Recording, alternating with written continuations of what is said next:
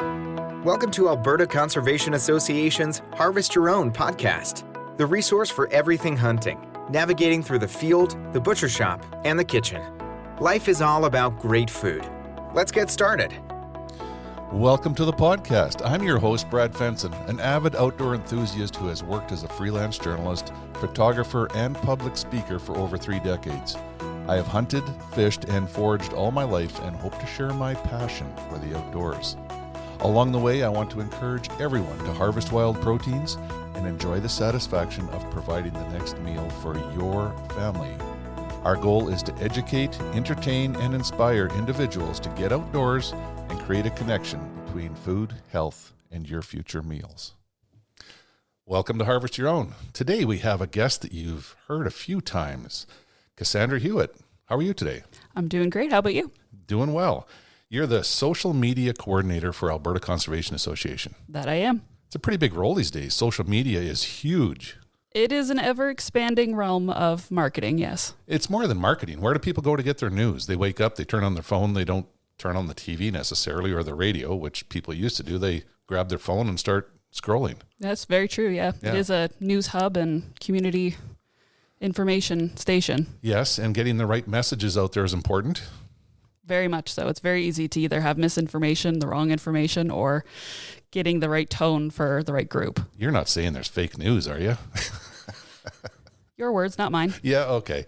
Well, in the conservation community in Alberta, I'd say there's some very strong messaging that's very positive, and a lot of it relates to hunting and fishing. Yes, I would definitely agree. Yeah, so I would say that's where some of your main focus is. Yes. Yeah. So people see posts on there about special events like the Tabor Pheasant Festival, or even some stuff from the Discover Guide where properties to go explore, things to do in the outdoors. That's all coming across, I won't say your desk, it's probably coming across your phone. That or the laptop, yeah. But I mean, I'm not alone in it. There's many hands for involvement, whether it's somebody's supplying me a graphic, like we have our graphic designer, Charmaine, or Amanda consistently goes through all of my posts and makes sure I dotted my I's and crossed my T's. And everyone needs an editor. Exactly. And she's the best. That's good. It's nice to hear that there's a team approach. Tell us a little bit about the communications department at ACA. We're a small group, but we're a strong group. We have Tara, who's the manager of it all. Colin does everything web and some of the apps. Charmaine is our graphic designer. And then Amanda is our editor and coordinator. And then I'm running around with the phone and doing all the social media. Yeah. So it's interesting. Most of the communications team, I've met all of them. I would say there's not really any of them that are hardcore hunters. No, I think you'd find a varying degree. There's some that don't hunt, they're not interested in it. Some who dabble every once in a while when an opportunity arises. And then there's me, who's on the other spectrum, who's taken it up a bit more than the others. Right. So it's interesting because I think the important message there is you don't have to hunt to appreciate hunting or understand it or even acknowledge that it's a positive thing for conservation. No, you can be anywhere on that spectrum. Right. So I think a big job for all of us is to tell that to the rest of society. And it is a very big job. Right. But, you talk about a team that you have working there. You got magazine you put out, reports, information. There's stuff going across your desk every day. So the message is getting out. Yes. Let's take a step back. How did you get a job at ACA as the social media coordinator? So I've always kind of been interested in marketing. My background is actually, I have an undergrad in forensics. So, a little bit of a shift there. But during COVID, near the back end of it, I think coming into 2022, I was sitting on the couch looking for jobs because I wanted to leave healthcare and do more marketing, and ACA's post came up for the social media job. I applied expecting absolutely nothing of it because up until then, most of my experience had been personal experience of running my own kind of, I don't want to call it influencing because I wasn't a big influencer, but odd and end jobs for where I was working of, can you market this? Can you design this? Not my main role function. So I applied, didn't expect much from it. And then a couple months later, I had an interview and started almost a month after that. And that was 3 years ago. Sweet. The reason I try to get your history in there is to put everything in context. We had you on the show here before, and you don't come from a hunting background, and you basically had a lot of friends that were didn't look at hunting as a positive thing. That would be correct. A lot of my friends that I kind of went through, I guess, the refinement years of university and my undergrad were a lot more anti-hunting, or they just didn't see the point. You know, they were disconnected from where their food came from. They were very urban dwellers that just didn't have the knowledge, didn't care, didn't see the point, because why hunt when I can walk down the street and pick up, cooked chicken from Safeway? Yes. Well, we have several answers for that, but that's another show. What were your initial thoughts on hunting? You get to ACA, there's a bunch of staff that are really keen. There's mandates to work with hunters and use license levies. You would get immersed quickly. When I first initially started, I didn't think I would be hunting, or at least not as soon as I was. That definitely went a lot quicker than I had probably planned in my own brain. I had figured I would do my hunter's ed course through AHIA. I'd understand it a bit more, maybe go out on some photo shoots for hunts and be around it and exposed to it, because that's what I had initially planned anyway, was I would document. But then I did some shooting at waterfowl warm-up. You and I passed the idea around of, do we do a spring goose hunt? The snow geese decided they were only going to show up for like 3 days. They're snow geese. They get to do that. They didn't stick around for us. And then that kind of kicked it off that, okay, now I've done all these things. Where can I go to next? And then that took to the fall when I did the Delta Waterfowl Parkland Pintail Chapters Waterfowl 101 day. Yes, yeah, which is outstanding. It is an amazing event, and it's completely free. Yeah. It's interesting because I saw a bit of a transformation in you when I first met you. It was on the range, basically, and you wanted to shoot some targets, and I think somebody had given you a little bit of instruction and you hadn't hit one, but we did a couple exercises in terms of how to swing the gun and how to keep the bead on your target, and lo and behold, what happened with the next clay out?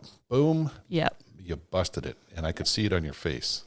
I knew you would be shooting again. Oh, yeah. And I mean, I like shooting clays to the point that now that I have my own shotgun, I'm looking at, women's leagues for the summer of what I can do to get out a little bit more and shoot clays, because it's fun.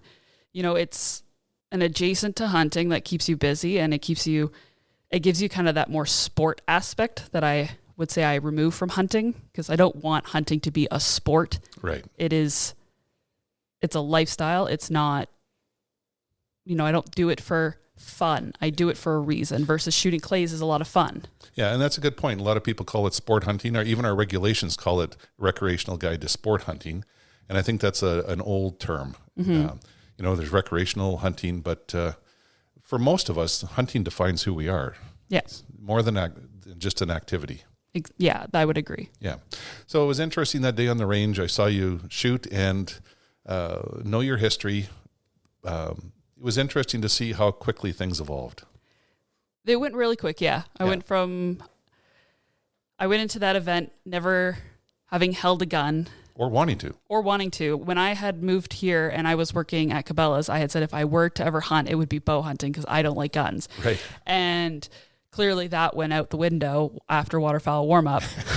I've only shot like the Genesis bow, or the training bow they use in the NAS program. So I went from won't touch a gun to here we are.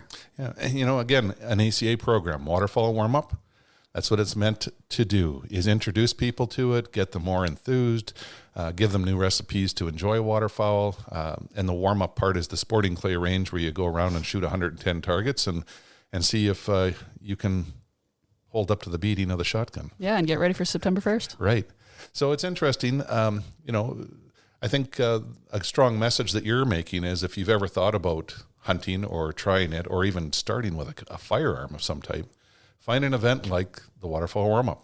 Yeah, an event or a club of some sort. Like AHIA's got their range days. They have women's specific range stuff. They have youth ones. Yeah. And I'm sure in the Edmonton area, there's probably some too. The Edmonton Gun Club does their women's league in the summer, where you can go in and absolutely know nothing.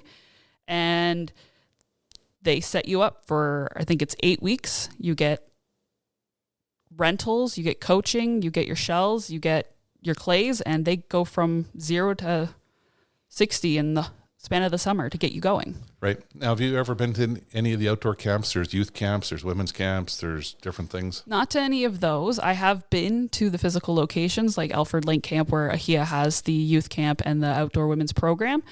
Last fall, some ACA staff, after doing our PAL course with AHIA, had expressed that it would be nice to get some hands-on experience with firearms, because it's all fine. Like, you could probably agree, it's all fine and dandy to read it in a book and do a little, practice cycling and stuff and doing your acts and proves in that kind of setting. But to actually shoot and do it in a real life kind of scenario is a whole other ball game. So they said, okay, fine, we'll set something up. And then by the end of September, we were all there. Sweet. And how'd you do? I spent most of my time with clays, right, doing shotgun stuff. And we did some archery stuff too. Some people were doing center and rim fire. The evening, there was some handgun kind of training, just how to, cycle through and make sure and unclip it and everything. And then there was some fly fishing, which no one should ever have me do, ever. Do not have the coordination to do that, apparently. But it was a great time, and the instructors there were great, all very knowledgeable, all very supportive. Nobody pushed for anything. If you were comfortable, great. If not, we'll find something else for you to do. That's a good message too, because if you are a little bit timid around other people, or you're not sure you even want to try your firearm, it's a place where you'll ease into it. You'll make that decision, and if you do, you get proper instruction, and you'll learn how to do it properly. Exactly, and that can take away a lot of the fears and, concerns. Yeah, just holding a firearm correctly. It helps you manage the recoil. Yeah. And knowing the different types of shotguns or rifles and the gauges and calibers, you can reduce recoil again through your choices. Mm-hmm. So lots of different ways to do things, but it's a learning curve. And the way to reduce that curve is to find some type of mentorship or education program. Exactly. And you've done most of them. Yep. I've done a fair chunk of them. Yeah.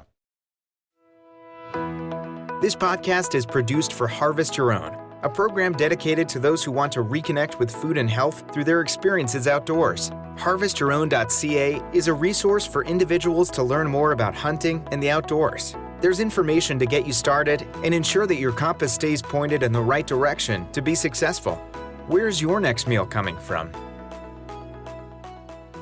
So, one of your first hunts was with Delta Waterfowl? Yes, that was at the Parkland Pintails Chapters 101. They do in the September, like mid-September for a weekend. Yeah, they do an outstanding job. Maybe you could just talk a little bit about what's involved in the activities and the program. So first you register, and they fill up pretty quick. So when they launch that, I would recommend getting in on that. And they'll send you a few things. So you'll do some online training of like Waterfowl 101, what to expect, bird ID, some kind of background knowledge, a little bit about that, and a little bit about what Delta Waterfowl does. And then prior, they'll send a couple emails. Who is bringing their own firearms? Are you looking to do the mentor hunt that night, or can you come back another day? And they'll schedule that. And then they send you a schedule of who's in your group and who's your group leader. So everybody shows up at a location and is one of the members' farms. And the best way I can describe it is like going to summer camp. You have a group leader that takes your group around, and you go to different stations throughout the day. So the first half is a lot of hands-off kind of background knowledge. There's dog handling stuff. You've got cleaning, blind placement, and decoy placement. There's a cooking demo, and then you break for lunch. Then you go to the next half where there's more shooting, so range estimation, going through a couple clay scenarios, some more blinds and decoys, hen house building and calls, and some bird ID. And then at the evening, you either are going with your group and you're going to shoot and hunt, or you're coming back another day to do your hunt. Interesting. It's a very full agenda. It is. It's a action-packed day, but it is a great day. Yeah, but they give you everything, all of the background knowledge and experience to go out and do it on your own if that's what it takes. Yeah. Right? At that point, you can go with a group, or you could actually venture out on your own and feel confident to do everything. Yeah. And how did you do? You went hunting that first evening? Yes, I went the first night. I didn't manage to get a shot off. The last fall was a weird fall, really warm in the beginning. So the geese weren't really flying. I think we were the second weekend of September. So it was even earlier than it was this past year. And a couple of the guys in my group got some ducks and geese. It was a bit of an emotional one because up until then, the only animals I could say would have ever seen die in front of me necessarily were fish and, mice and voles that my cat would bring. So having, a duck at my feet kind of just at the last moments was a little bit nerve-wracking, but it was still a really good event and it didn't stop me from going forward. Right. Birds are probably a great place to start for most hunters that aren't sure they want to do it. You start moving into big game right away and there's a lot more emotion probably. At least for me, I would say yes. Yeah. I'm still kind of intimidated by the thought of big game hunting. And, as much as I love to eat, venison and all of that stuff, I still don't know if I could make the connection to a mammal. Birds was a lot easier for me. They don't show the same connection or thought process that a deer would. And it's a lot quicker of a shot. You don't have the same amount of time to process versus like big game. If you've been really working towards it, you've essentially watched this animal for potentially months on end, if not years on end, and there's a different emotional connection to it. Sometimes. I mean, a lot of the deer I've shot, it was our very first encounter when I saw them, and I had, 10 seconds to make up my mind whether I was going to raise my gun and try to harvest it or not. Yeah. So sometimes there isn't that emotional attachment through history, but you would actually went deer hunting. Yeah, I did. So while I was at the Alfred Lake camp with the ACA staff, one of the members, Dave, from AHIA, he approached me about the two previous articles, the first and the second article in the magazine, and said, I think you should come on the mentored hunt and sign up for it if you're interested. And at first, my thought process, like for the first year, was I'm not going to look at big game. I don't know if I want to yet, can handle it or any of that. But I kind of went, okay, I guess this is going to be the year of just saying yes to everything and we're just going to do it.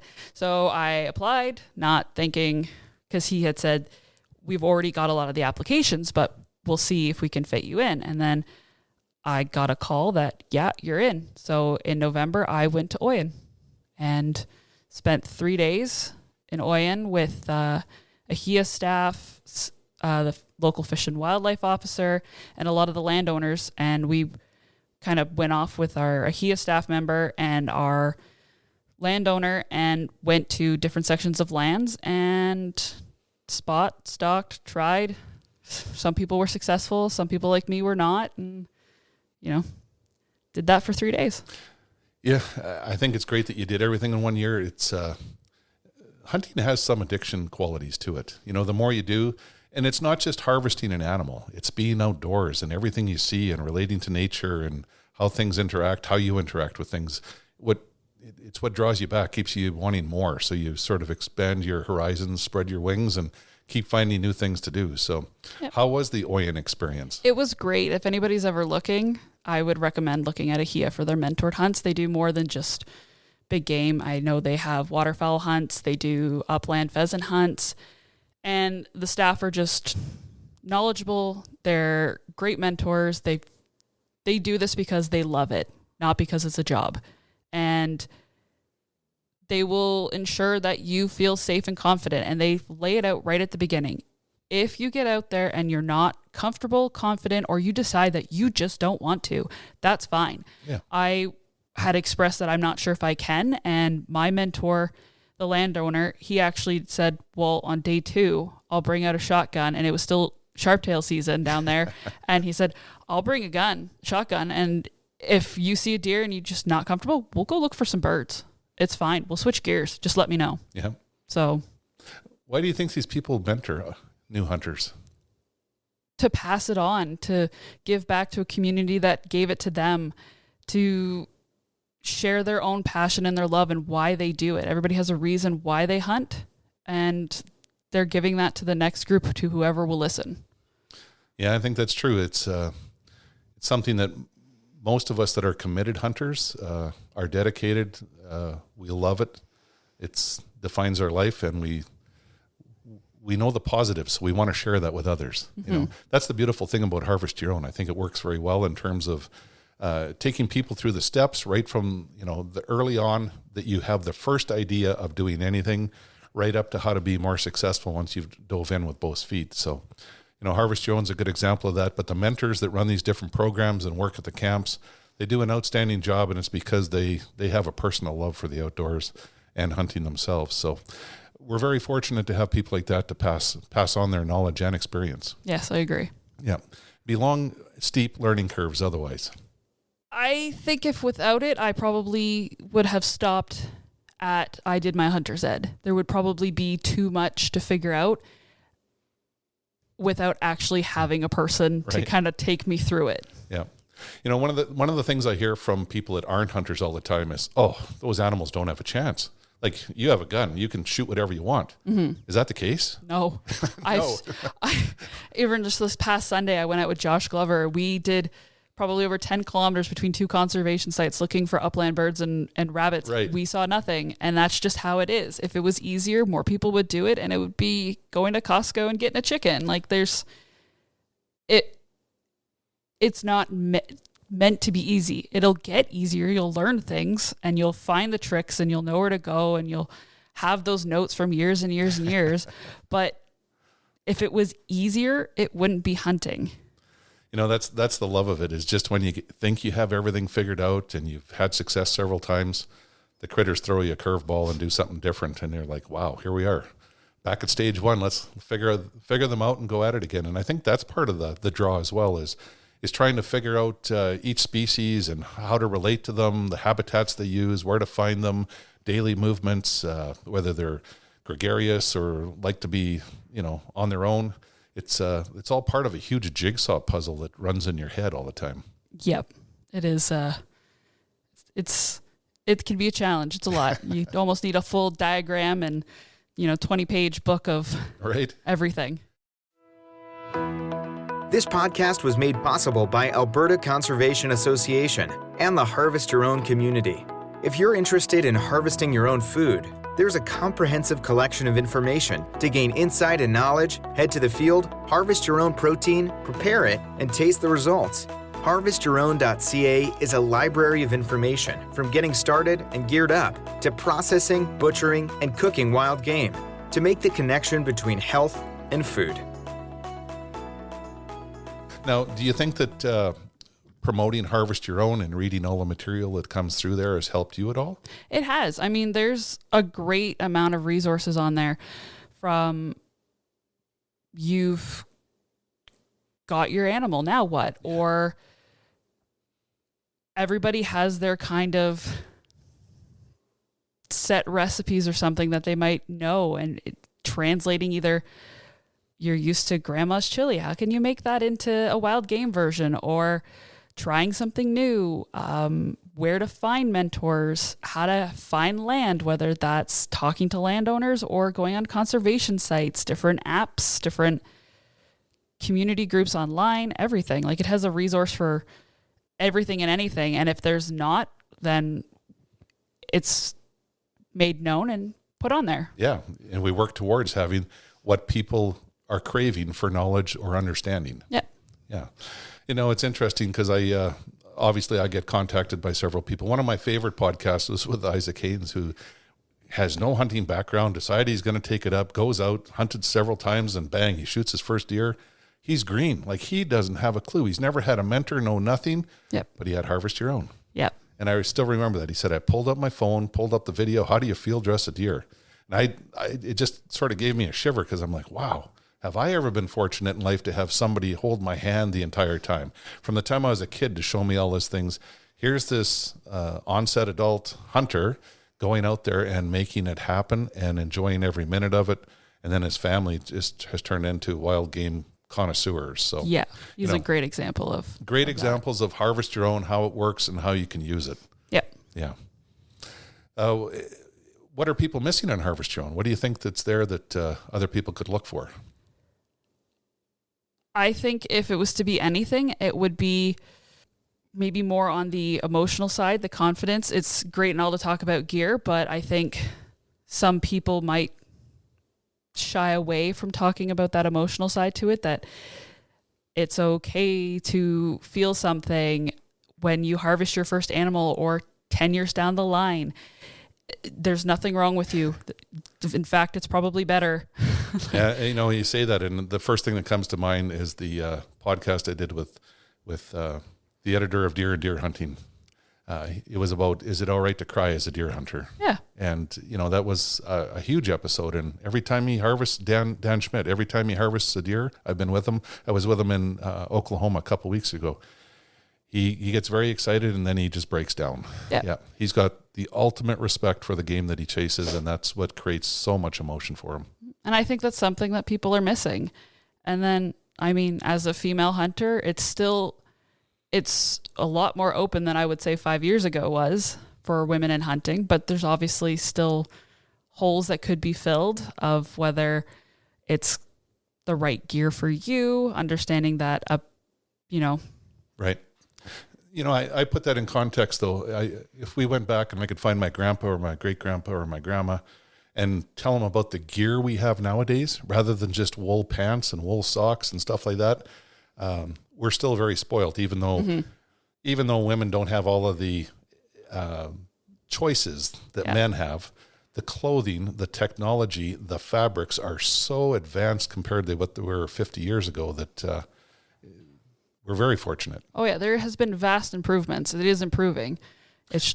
But like as you pointed out, it's still heavily male dominated in terms of, even if you think of firearms, we're only on the cusp, I guess you could say, like a scratch of women and youth fits, instead of fitting into your spouse's pants or using whatever gun you get, or you can get more of those options now. And I think that's something that could be shown more, that the right gear can make the difference, whether that's informing somebody, don't wear cotton. Look at your good layering systems, or having the right fit for a backpack, the right shoes. Any of that can make the difference. Yeah, I think that's another benefit of Harvest Your Own and ACA, is that if we are successful in bringing new hunters to the fraternity, there's going to be more women and youth, and it's a supply and demand kind of market. Mm-hmm. I think and hope that we will eventually see more options for everybody within the hunting market. Yeah. I'm sure that you're hoping that too. Very much so. I'd like to get some new pants. There you go. Have you found most stuff though? Like, I know it's harder, but have you found stuff to be comfortable in the outdoors? Yeah, I've always been an outdoorsy person, so a lot of my hiking clothes can translate. It might not be the best color. Like, a lot of my stuff is black, not necessarily the best if you don't want to look like a big walking shadow, but there are things that are improving. I have coats, I have hats, I have base layers and stuff. I've always had boots and stuff. So I've made do with what I had, and what is available I've purchased. Right. So interesting journey. You apply to ACA, not your background at all. You start there, shoot your first gun. That's pretty cool. And jump right in with both feet. You're harvesting waterfowl, taking courses. You go to classes. You've gone on deer hunts.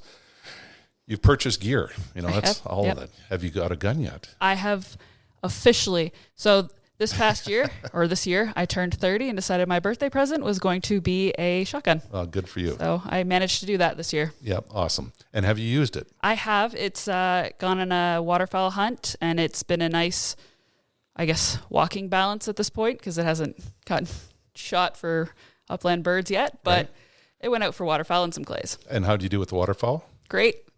We went out with Delta Waterfowl again. I went out as a photographer for them during the day at their 101 event this year, and then went out on a mentored hunt, took some more photos, and then took some shots. And I would say I got half a limit of ducks, and then nice. It was just the kind of day that we had. The geese weren't participating, but the ducks were. Yep.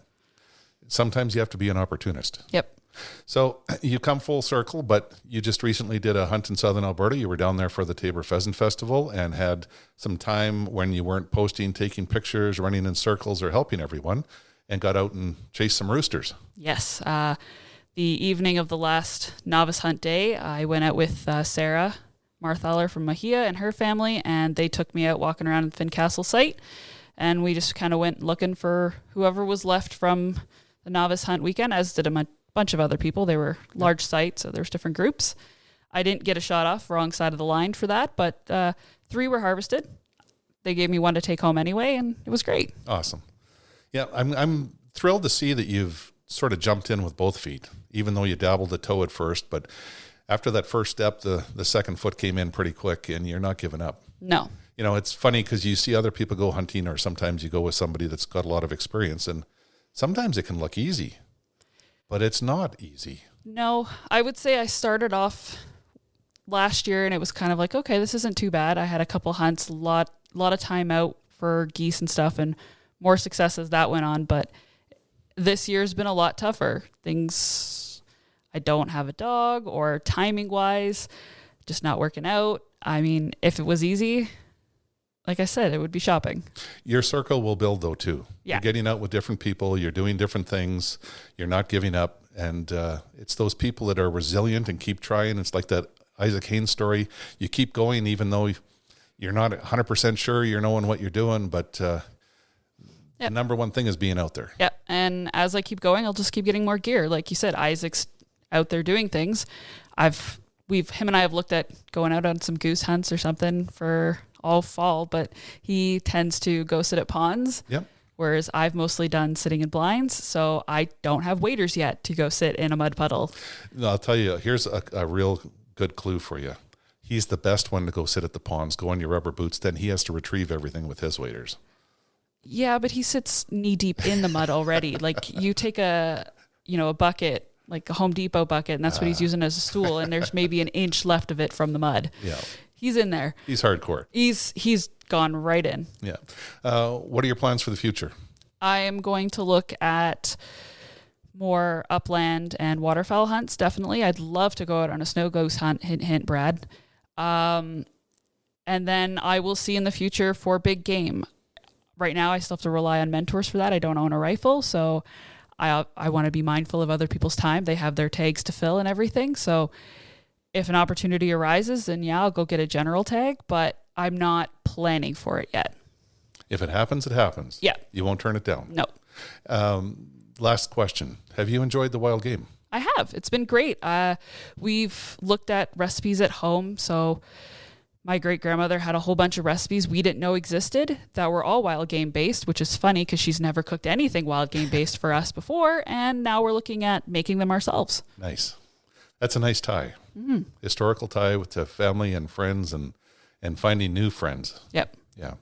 Well, congratulations on your journey. And it is a congratulations because it's, for some people, including yourself, they're big steps. Yep. To overcome mental barriers and different things and be positive about it and be successful at the same time. Yeah. I consider you to be very successful, and wanting to go again speaks volumes about that success. Yeah. It's been a great year. I look forward to the years to come, and I'm eternally grateful for all the mentors and help that I've had and the opportunities that I've had. Without them, I wouldn't be here, and I continue to rely on them, and I couldn't express my thanks to them more.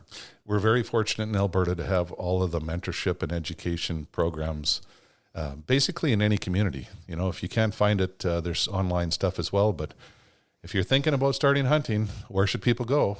Harvest Your Own. Absolutely.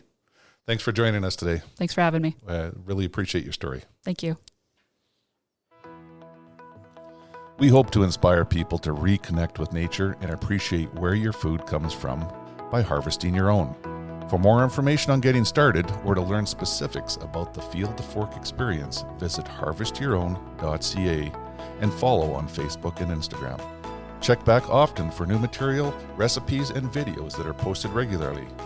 Please subscribe to Harvest Your Own podcast and take the time to rate and review the show to help us build a dedicated core of passionate hunters as our regular audience.